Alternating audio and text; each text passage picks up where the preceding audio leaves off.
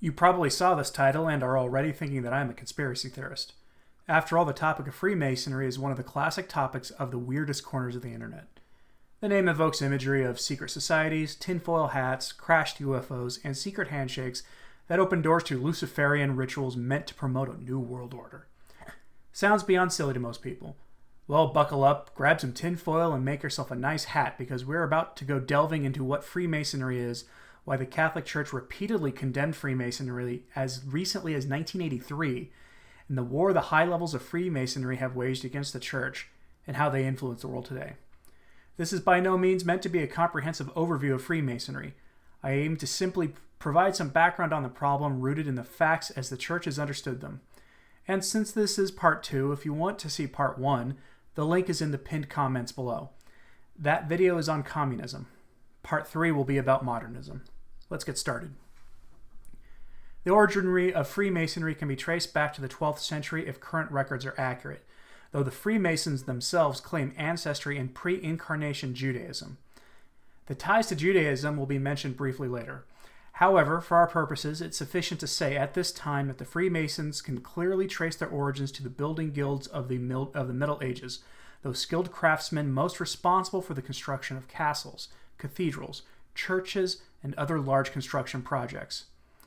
At that time, the borders of kingdoms and principalities were so tightly controlled that very few people could travel across borders without special permission. The Freemasons were one of those groups who had the right of free travel, due to the high demand of their scarce skills. This naturally led to their organizing for their interests, which is where the problems with ecclesiastical authorities first arose.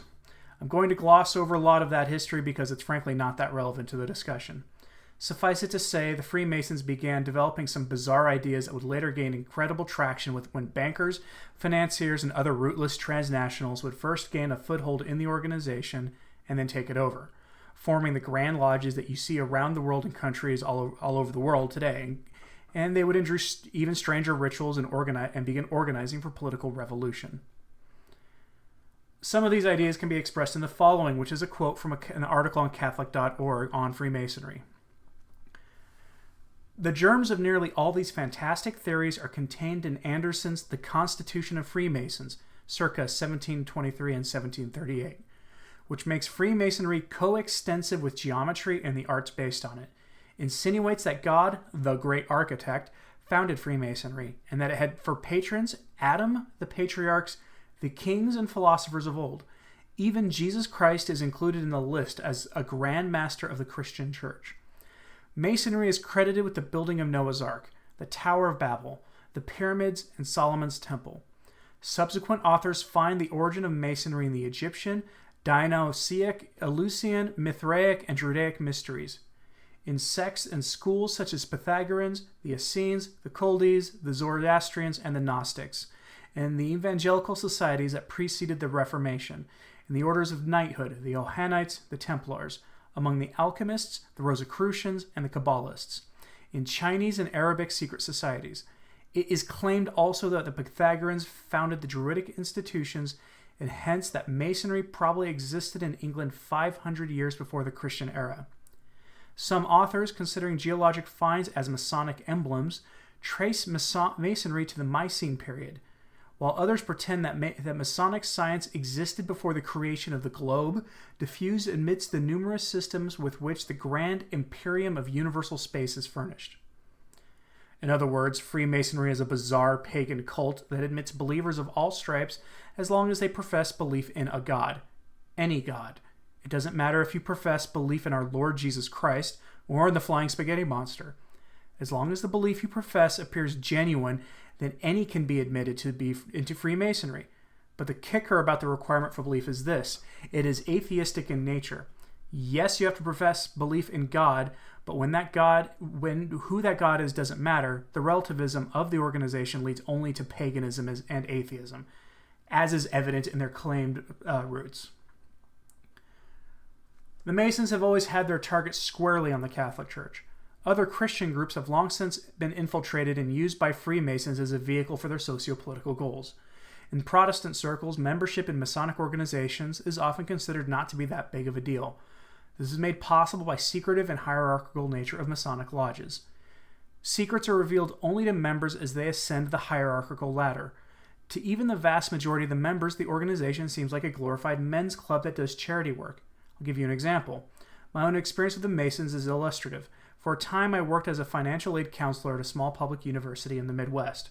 One of the things I had to do was assist with processing external scholarship awards, and the local Masonic lodges would often give sizable scholarships to students in the local community. And in that part of the country, the Masons were everywhere. In some parts of the U.S., the Masons have lodges in literally every small town. They adopt highways, they give money to schools, and provide needy kids with toys at the holidays.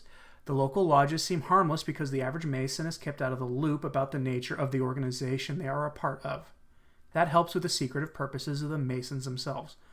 To understand the secretive nature, John Salza, Catholic and former Freemason, explains the nature of Freemasonry and its secretive rituals. Briefly, the origins of Freemasonry. Evidence is that Jews, Russian Jews, created Freemasonry to subvert and mock the religion of Jesus Christ. And there are many elements of Judaism in Masonic ritual. For example, the Mosaic laws mentioned, the King Solomon's temple, the Sanctum Sanctorum, and so forth. Masons generally claim that their craft arose out of the operative Freemasons who used to build the physical structures, the cathedrals in Europe. But during the Enlightenment period, and this was a period during which there was a movement to free men from ecclesiastical authority and supernatural revelation, there was a movement to invite others into Freemasonry, bankers, lawyers, merchants, etc., and that's called speculative Freemasonry. So Freemasonry practiced today is ultimately a spiritual organization, because just as the operative Masons used to build the physical structures, today's Freemasons seek to build the spiritual structure, the soul, and its rituals are spiritually oriented. And Freemasonry's rejection of the supernatural truths of the faith and its promotion of naturalism are clearly embodied in Masonic ritual, and I'm now going to give you some examples. In the first degree of Freemasonry, and these rituals are rituals that are universal. All men who go into Freemasonry experience what I'm going to tell you. In the first degree, the candidate for Freemasonry was required to strip down, take all his clothes off except his underwear, but that's not all. He's also required to remove his crucifix, his scapular, even his wedding ring. Because as the ritual specifically says, a man is to take nothing, quote, offensive or defensive into the lodge. Offensive because Catholicism offends Freemasonry, and defensive because they want the man vulnerable. They do not want him to have a spiritual offense.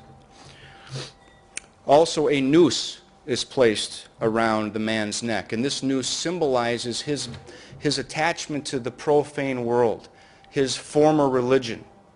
You will see that that noose is removed when he finally enters into the covenant with Freemasonry. A blindfold is also placed on his eyes, and he is declared to be in a state of spiritual darkness.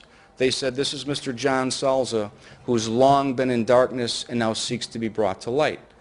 Well, I only had the blindfold on for a couple minutes. They were obviously talking about the fact that even though I was baptized into the light of Jesus Christ, I was in a state of spiritual darkness.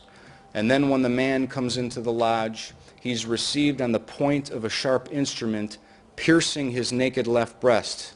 And they say that as this is an instrument of torture to your flesh, so should the recollection of it be to your conscience, should you ever violate your secrets in Freemasonry. This is an intimidation tactic that's used even in satanic rituals. Freemasonry sets the tone early right away that this is a secret organization. By now it should be clear why Catholics can't be Freemasons. But if it's not, let's talk about the principles Freemasons promote. The following is a quote from an article by the late John Venari of Catholic Family News.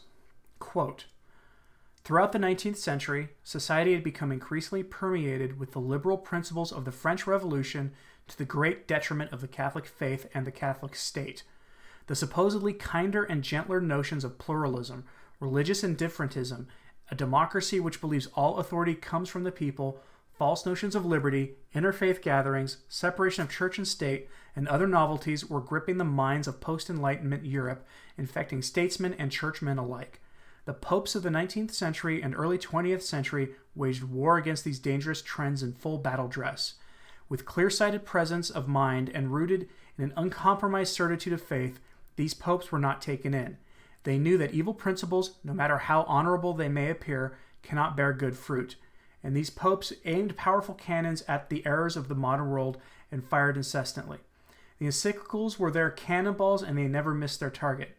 The most devastating blast came in the form of Blessed Pope Pius IX's monumental 1864 Syllabus of Errors, and when the smoke cleared, all involved in the battle were in no doubt as to who was on what side. The line of demarcation had been drawn clearly. In this great syllabus, Pius IX condemned the principal errors of the modern world, not because they were modern, but because these new ideas were rooted in pantheistic naturalism and therefore were incompatible with Catholic doctrine, as well as being destructive to society. The teachings in the syllabus were counter-liberalism, and the principles of liberalism were counter-syllabus. This was unquestionably recognized by all parties. Father Denis Fahey referred to the showdown as Pius IX versus the pantheistic deification of man. Speaking for the other side, the French Freemason Fernand Buisson declared likewise, "A school cannot remain neutral between the syllabus and the Declaration of the Rights of Man." Yet the 19th century saw a new breed of Catholic who utopianly sought a compromise between the two.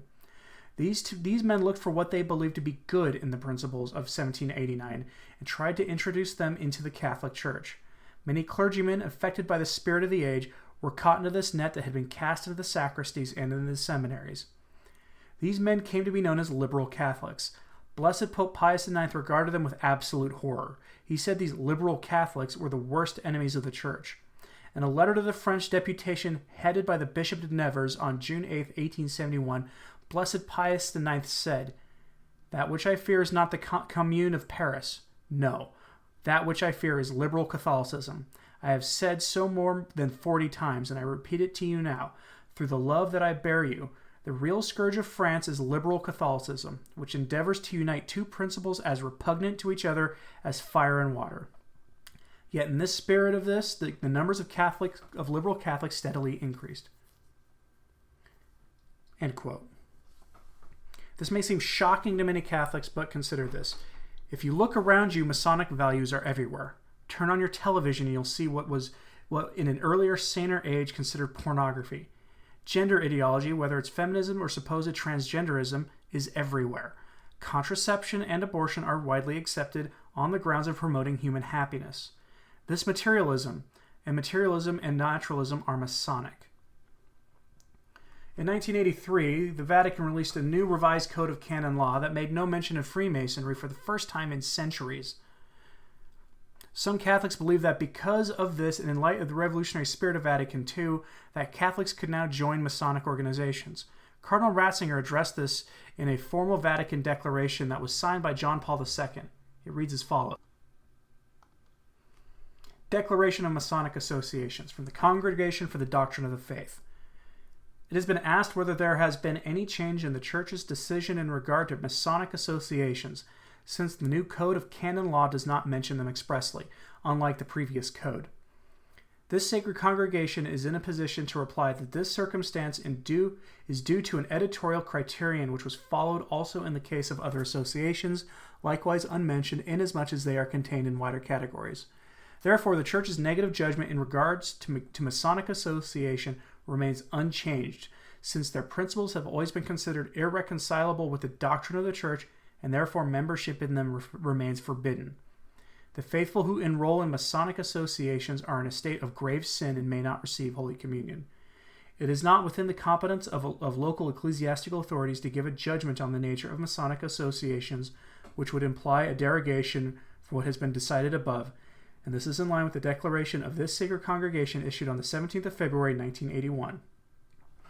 In an audience granted to the undersigned Cardinal Prefect, the Supreme Pontiff John Paul II approved and ordered the publication of this declaration, which had been decided in an ordinary meeting of this sacred congregation. Rome, from the Office of the Sacred Congregation for the Doctrine of the Faith, 26 November 1983, signed Joseph Cardinal Ratzinger, Prefect. A Catholic priest published an article in the Catholic Herald in the UK in 2009 expanding on this. A segment from that article reads as follows, which I obtained also from Catholic.org. The reasons for our teaching, expounded in teaching from many popes since the 18th century, are theological. In the first place, Freemasonry is a naturalistic religion.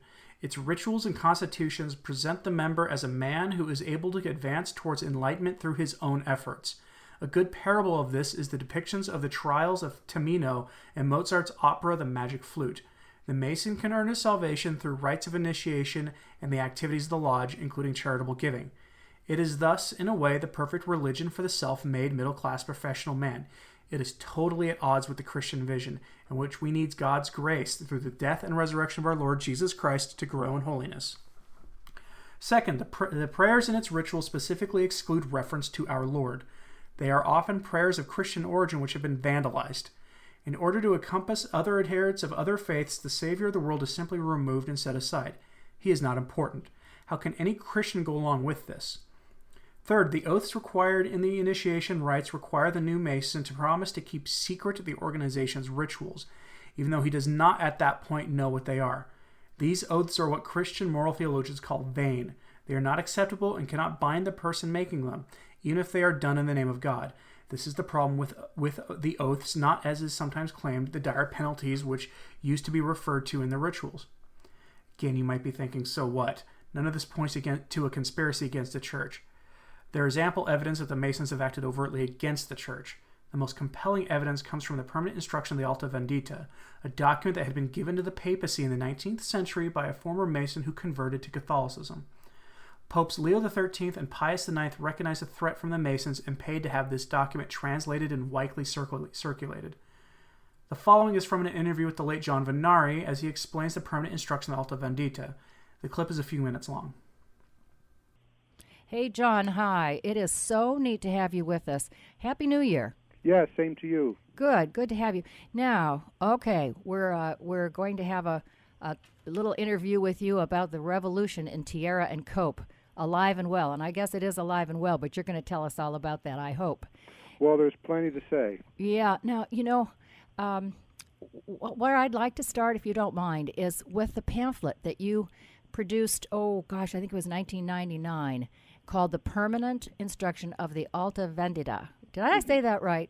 Vendita, yes. Oh, yeah. Yes, I had Italian school me in that. It's Alta Vendita. Okay, and well, for good. the listeners, it's two words, ALTA Vendita, Alta Vendita. And the reason we're talking about this is because we have become aware of the fact that still a lot of people are unaware of this whole thing. So let's get in it. First of all, tell us what it is. Well, the Alta Vendita is a secret document from the 19th century that came from Freemasonry. It was a document that really laid out a blueprint, a strategy for the destruction of the church, but also not so much, and this is interesting, is a key point, not so much to destroy the church as if, we would bring in wrecking balls and tear it down, but rather to infiltrate the church with Masonic ideas and then to use the church itself as an instrument to promote those ideas, not under the slogan of Masonry, but under slogans of human dignity, human solidarity, consensus, freedom of religion. These are all basically Masonic terms and Masonic principles that came from the so-called Enlightenment of 1789, the French Revolution. The French Revolution was a complete Masonic-inspired revolution because, as Father Denis Fahey points out, you don't need to really try to prove it because the Masons boast of it themselves. Mm-hmm. That Yeah. this was their operation. So I think it was Bishop Rudolf Graber. He wrote a book in 1974.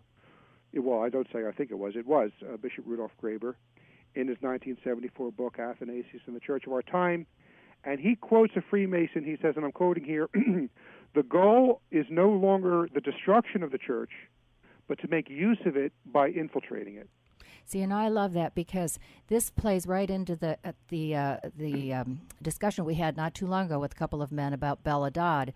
People just do not believe this infiltration. They don't see it. They don't understand it. And yet here you're saying a long, long time ago that was part of their plan. long before Belladad was around. John, go back for 1 second. That Alta Vendita was a lodge, wasn't it, in Italy? Yes, it was. It was through the Carbonari, I believe, and which was a lodge, which was a group in Italy. And what's most important is Pope Pius IX recognized the reality of this document. It was published by a Frenchman named Crétin Joly in the middle of the 19th century. Pope Leo XIII recognized the reality of the Alta Vendita document, the plan. There is a book that it's now called Grand Orient Freemasonry Unmasked by Monsignor George Dillon, and this was published towards the end of the 19th century. And according to Michael Davies, Pope Leo XIII was so impressed with that book that at his own expense, he had it published in Italian. And in Monsignor Dillon's book is an entire reproduction of the Alta Vendita. So we see that Pope Pius IX and Leo XIII, they took these documents very serious. They took this document very seriously. They recognized the reality of it. They didn't dismiss it as, the way people today are conditioned, this is just conspiracy theory, don't pay any attention to it. Leo XIII issued an entire encyclical against Freemasonry, and one of the things he said is, we must tear the mask off of Freemasonry to show what it really is. Yeah, I remember that. One of the things about these people, too, that I find kind of interesting that I read in your little pamphlet was that they're not in a hurry. They bring these principles or these mindsets to the people, but they know that they're not going to maybe see the fruition of this whole thing. They're not going to see when it all takes place, but they don't care. They just work underground and just keep moving straight ahead, don't they? Well, this is actually, dare I say it about the enemy, a level of maturity that many of us don't have, and that is we want instant gratification. We want to go to the government.org website and fill out a petition, and we expect, in 2 weeks some savior congressman is going to take hold of this petition and change everything overnight, and then we're going to be fine. It's a real instant gratification and unrealistic and somewhat immature. Whereas these men were very solid in their ideas and very, dare I say, mature in their approach, because in the Alta Vendita, it makes very clear that we are initiating, I'm speaking as the Freemasons now, we are initiating something that's going to we probably won't see the fruition in our lifetime. This might take a number of generations to finally, for fruition of this. And even in the document itself, it says the soldier dies, but the struggle goes forward. Today, we often can see these Masonic values in the obsession with politics and social justice amongst priests and prelates. Thus, when you see the USCCB talking more about open borders and illegal immigrants, that is the influence of Freemasons. When you see on television celebrity priests giving their 2 cents on politics, regardless of the partisan side they come down on, that's the influence of Freemasons. When you see popes calling ocean plastics the biggest threat facing people today, that's the influence of the Lodge. And add to that list any worldly issue of any kind, and you see their fingerprints. It's not that the church shouldn't talk about those kinds of issues, far from it, in fact. Rather, the issue is when those issues become the focus of the church. The church's mission is the salvation of souls through the spreading of the gospel of Christ. Yet today it seems that few prelates speak in depth about living in accordance with the gospel. And when we hear the gospel, it's a paper-thin version of the gospel that embraces ecumenicalism. The church has long since abandoned the truth about Protestants, Jews, Muslims, and pagans. All you have to do is see John Paul II's behavior at the Assisi conferences to see the influence of the Masons at the highest levels of the church. And to be crystal clear, I am not calling JP2 or Francis Freemasons. Remember, the goal of the Masons was not to put one of their own on the throne of Peter. It was to get the popes to think like Masons, to turn the church into the tool of the Masons. The destruction of the church need not be with explosives, bullets, or wrecking balls, but with a revolution that takes over the church and turns the church from being focused on Christ and God the Father, and instead refocuses the church on the laity and on man. The church has become man-centered. It is in the air we breathe. The church has become world-focused. The goal of the Masons was to infiltrate the church, to not overtly destroy her, but to transform her into a vehicle for Masonic ideals. They themselves admitted that this was going to be a long task and that they would not see the fruition of this infiltration in their lifetimes. In the document, the soldier dies but the struggle goes forward was not to have a Freemason pope because they felt that they would be destroyed if they did so. Instead, they pushed their ideals of religious indifferentism into the church. They wanted a pope who thinks like them. I'm going to return to John Venari again. He reads the following from the Alta Vendita directly. Anyway, Yeah, so go ahead and read is here's the pertinent part of our discussion here. Here's the document. This is the Alta Vendita, the Masonic document speaking. The Pope, whoever he is, will never come to the secret societies. It is up to the secret societies to take the first step toward the church with the aim of conquering both of them. The task that we are going to undertake is not the work of a day or of a month or of a year. It may last several years, perhaps a century, but in our ranks, the soldier dies and the struggle goes on. We do not intend to win the popes to our cause, to make them neophytes of our principles or propagators of our ideas. That would be a ridiculous dream. And if events turn out in some way, if cardinals or prelates, for example, of their own free will or by surprise should enter into the parts of our secrets, this is not at all an incentive for desiring their elevation to the See of Peter. That elevation would ruin us. Ambition alone would have led them to apostasy. The requirements of power would force them to sacrifice us. Here's a key point. What we must ask for, what we should look for and wait for as the Jews wait for the Messiah, is a pope according to our needs. A pope who thinks according to these modern principles I'm commenting here, but who's not necessarily a Freemason himself. The document continues. With that, we shall march more securely toward the assault on the church than with the pamphlets of our brethren in France, and even the gold of England. Do you want to know the reason for this? It is that with this, in order to shatter the high rock on which God has built his church, we no longer need Hannibalian vinegar or gunpowder or even need arms. We have the little finger of the successor of Peter engaged in the ploy. And this little finger is as good for this crusade as all the Urban IIs and all the St. Bernards in Christendom. It's an astounding document. It continues. We have no doubt that we will arrive at the supreme end of our efforts. But when? But how? The unknown is not yet revealed. Nevertheless, as nothing should turn us aside from the plan drawn up, we wish in this instruction, which we remain secret for the mere initiates, to give the officials in charge of the Supreme Vente some advice that they should instill in all the brethren in the form of instructions of a memorandum. Okay, so the first part of this was kind of the doctrine. Here's our plan. The second is, now here's how we are going to initiate this plan. Here's how we're going to make it happen. And that's the rest of what I'm going to read here. The Alta Vendita continues. Now then, to assure ourselves a pope of the required dimensions, it is a question first of shaping for this pope a generation worthy of the reign we are dreaming of. Leave the old people and those of mature age aside. Go to the youth, and if possible, even to the children. You will contrive for yourself at little cost a good reputation as Catholics and pure patriots. You're going to look like a conservative, good Catholic. Infiltration. Mm-hmm. Here we go.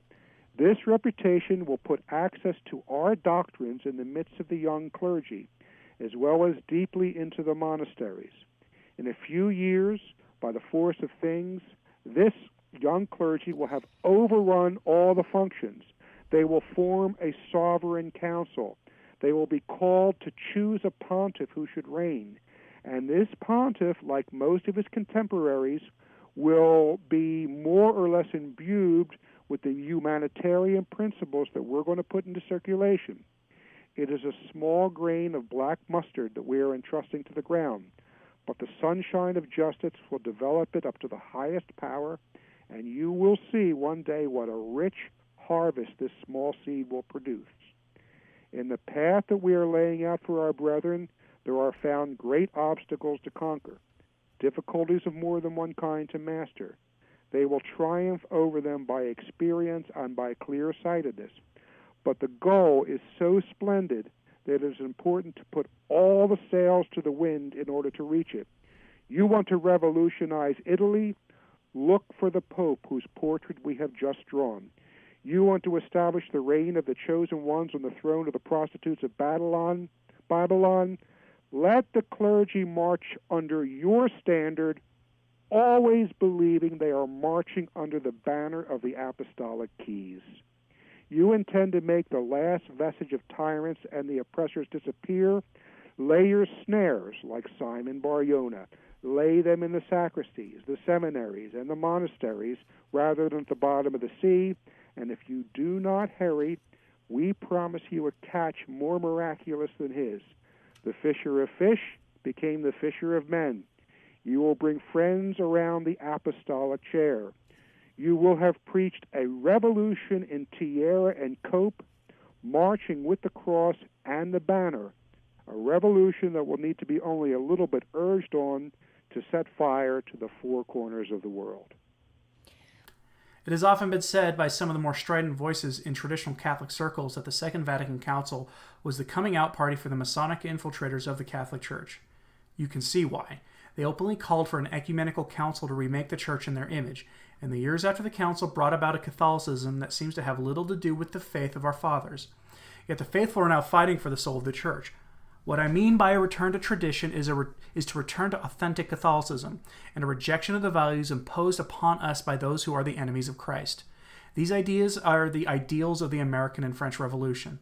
Catholics have always been outsiders in the UK and in the United States because those countries have been formed in the fires of Masonic revolution. The end result of this infiltration, this revolution in tiara and cope in the Church, has been a secularization of the faith, a watering down of the liturgy, the plague of San Francisco lifestyle activists in the Church, and the sex abuse they brought with them, an acceptance of the secular world's definition of social justice that is wrapped in Catholic language. The goal of destroying the Church by infiltrating it and remaking it in the image of her enemies has been very successful. Christ is no longer the center of church or societal life, at least that's what it appears. We have accepted atheistic principles, and we are now reaping the bitter harvest. The laity and a few faithful priests and bishops are now fighting for the soul of the Church. However, the Communists and Freemasons are simply individuals promoting an idea. That idea is the third enemy of the Church, one which the Church has fought since the late 19th century. That idea is modernism, the synthesis of all heresies, and it will be the subject of the third installment in this series. Thanks for listening. If you find this kind of content valuable, like this video and subscribe. I can be found on Twitter and on other social media websites with links in the description below. Ave Maria.